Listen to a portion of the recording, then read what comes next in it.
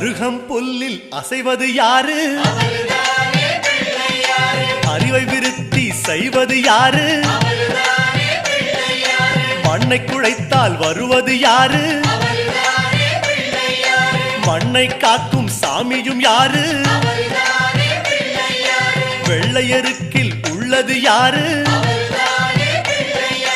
வெற்றி கொடுக்கும் நாயகன் யாரு? முன்னே வந்த சாமியும் யாரு? அவரும் வாழ்வது எங்கே கூறு?